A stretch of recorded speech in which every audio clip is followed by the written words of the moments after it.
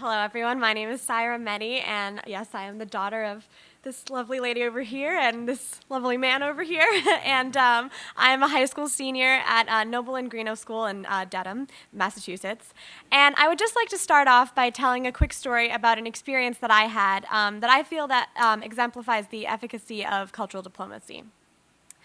So, a stadium of people emptied the stands and swarmed the brightly lit cricket field. I tightly held my younger brother's hand as I rushed off the stage, but I tripped and was helped up by a middle-aged man. His wife, wrapped in a tight hijab, joined him as he unraveled his identity. He told us in Urdu that he is a conservative Shiite Muslim. Like many Pakistanis, he was full of hatred for Americans with their liberal ideas and inappropriate culture. He knew that 2 Americans were performing that night at the cricket game. My mother, Heather Schmid, a blonde international recording artist, and me, a dark-haired teenager with a Pakistani name.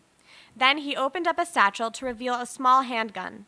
The man explained that he was planning on using the weapon against us during our performance. But when he heard our song, Pehle Hum Pakistani Hai, he had a change of heart.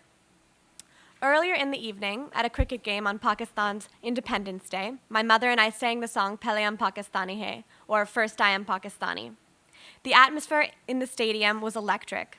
The humidity made it difficult to breathe, but we stepped onto the platform and I gave a short speech in Urdu about how the song is meant to inspire unity within the country. It begins by stating, I am Sindhi, I am Balochi, Pakhtun, Mohajer, and Punjabi, the 5 provinces of Pakistan. But first, I am Pakistani. Each verse takes on the style and uses a traditional instrument from one of the provinces and then returns to the chorus, it is our life, and it is our faith, and it is our pride. It is our Pakistan. When my mother and I finished the song, the crowd erupted in cheers and chants, but the jubilation changed to chaos. The stadium emptied onto the brightly lit cricket field, chanting Pehle Hum Pakistani Hai, while charging towards my mother and me. My life is divided between East and West. On one side, I have my father, who's Muslim and Pakistani, and on the other side, I have my mother, who's Protestant and American. I've attempted to integrate both cultures into my life, but was always disturbed by the hostile attitudes between the 2 countries. Traveling has given me a unique perspective on cultures around the world, and at a young age, I took note of the many polarized groups within America as well as countries in the Middle East. In Pakistan, I encountered people who viewed America as a country rife with violence. And in America, even in middle school, my classmates would joke incessantly about a girl wearing a hijab and being a terrorist. I brainstormed ways to create unity, but my mind was flooded with doubt. It seemed too optimistic for a suburban teen to think that she could bring 2 countries or 2 cultures together. My mother and I created the Unity song with help from Anwar Maqsood, a famed Pakistani poet. Upon its release on Pakistan's Independence Day, we toured the country performing the song. The Supreme Court of Pakistan applauded the song in Islamabad, as did the ambassadors in D.C. The impact this song had surpassed even my most optimistic hopes. The man who had shown me the gun he planned on using to shoot my mother and me explained his change of heart. I have never met any Americans before you 2, he said as his eyes filled with tears. But the first Americans I met were dancing and singing their praise to my homeland. Your speech, Bichara, which means sweet girl in Urdu, about the beauty of Pakistan is something that I had forgot.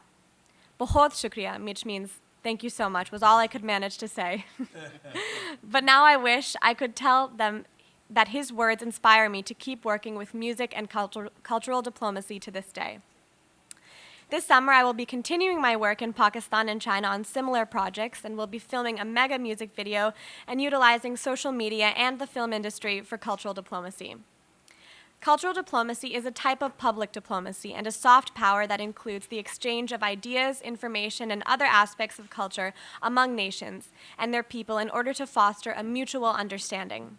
This understanding has been most important in the past year. The election turned the melting pot in America into a salad bar where each group was deeply divided by their own rhetorics. A salad bar with mostly 2 types of dressings, hate and xenophobia. It mirrors the infamous Berlin Wall that divided East and West Germany. Cultural diplomacy played a pivotal role in breaking that wall, and I think cultural diplomacy can play a similar role in breaking these walls. The winds of hate, bigotry, racial profiling, for example, the Muslim registry, are blowing powerfully in our great country, and we know that what that resulted in World War II. As I progress through my senior year at Noble and Greenough School, I am gaining a better foundation of historical context and how history is repeating itself now. Those who forget history are condemned to repeat it. Keeping all of this in mind, as a teen and inspired cultural diplomat, I sang the Unity Song to help bring people together that are divided by 4 provinces and 5 major languages. In this case, music combined with cultural diplomacy had the power to mend broken bridges between cultures or stop a man from firing his gun. This is the power of cultural diplomacy. Thank you.